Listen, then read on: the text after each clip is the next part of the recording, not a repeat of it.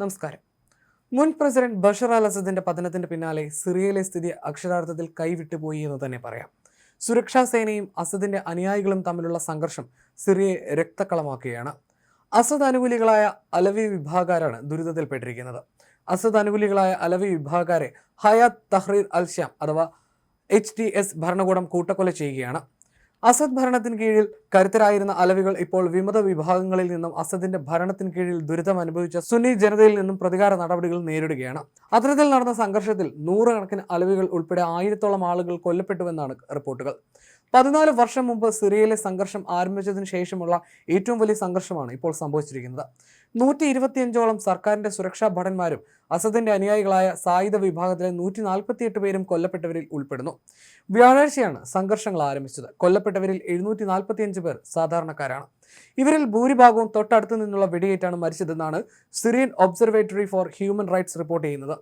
പുതിയ സർക്കാരിനെ പിന്തുണയ്ക്കുന്ന സുന്നി വിഭാഗത്തിൽപ്പെട്ടവർ അസദിനോട് ആഭിമുഖ്യം പുലർത്തിയിരുന്ന അലവികൾക്ക് നേരെ വെള്ളിയാഴ്ചയാണ് പ്രതികാര കൊലപാതകങ്ങൾ ആരംഭിച്ചത്. സിറിയയിലെ ഷിയ വിഭാഗത്തിന്റെ ഉപവിഭാഗമാണ് അലവി വിഭാഗക്കാർ. അസദ് കുടുംബം അലവി വിഭാഗക്കാരാണ്. സുന്നി ഭൂരിപക്ഷ ജനസംഖ്യയുള്ള സിറിയയിൽ അസദിന്റെ നട്ടലായിരുന്നു ഒരു കാലത്ത് അലവികൾ.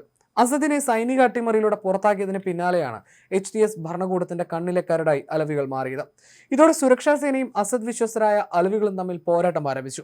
പോരാട്ടം ഒടുവിൽ അലവികളെ കൂട്ടക്കൊല ചെയ്യുന്നതിലേക്ക് വഴിമാറുകയായിരുന്നു. അസദിന്റെ ജന്മനഗരമായ ഖൊർദയും സമീപത്തെ അലവി ഗ്രാമങ്ങളും ഇപ്പോഴും സിറിയൻ ഭരണകൂടത്തിന്റെ നിയന്ത്രണത്തിലല്ല. സിറിയയുടെ പടിഞ്ഞാറൻ തീരമേഖലയായ ലദാഖ്, ടാറ്റസ് പോലുള്ള നഗരങ്ങളിലാണ് അലവി വിഭാഗക്കാർ കൂടുതലായി താമസിക്കുന്നത്. ഇവിടെ നൂറുകണക്കിന് സാധാരണക്കാരായ അലവികൾ കൂട്ടക്കൊല ചെയ്യപ്പെട്ടതായിട്ടാണ് മനുഷ്യാവകാശ സംഘടനകളുടെ നിഗമനം. അസദിന്റെ ഭരണത്തിന് കീഴിൽ അലവി വിഭാഗക്കാർക്ക് മുൻഗണന ലഭിച്ചിരുന്നു. എന്നാൽ അസദ് വിമതരായ HTS അധികാരം പിടിച്ചെടുത്തതോടെ അലവികൾ രാജ്യത്തിന്റെ ആഭ്യന്തര ശത്രുക്കളായി മാറിയിരിക്കുകയാണ്. പതിറ്റാണ്ടുകളായി അസദിനെ പിന്തുണച്ചിരുന്നവരാണ് അലവി വിഭാഗത്തിൽപ്പെട്ടവർ.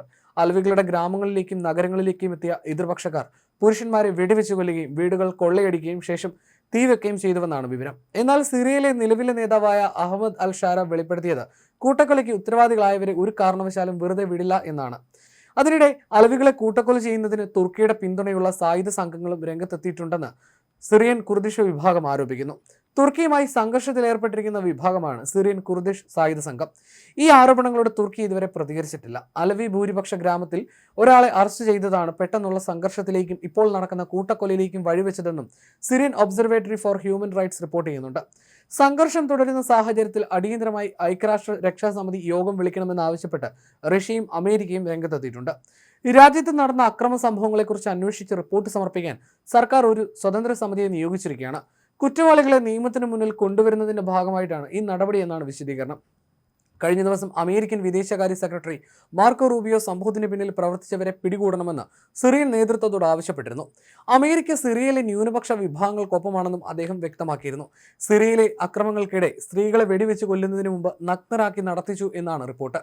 പല വീടുകളിലും അതിക്രമിച്ച് കയറിയ കലാപകാരികൾ വീട്ടിലെ എല്ലാവരെയും കൂട്ടക്കൊല ചെയ്ത സംഭവങ്ങളും റിപ്പോർട്ട് ചെയ്തിട്ടുണ്ട്.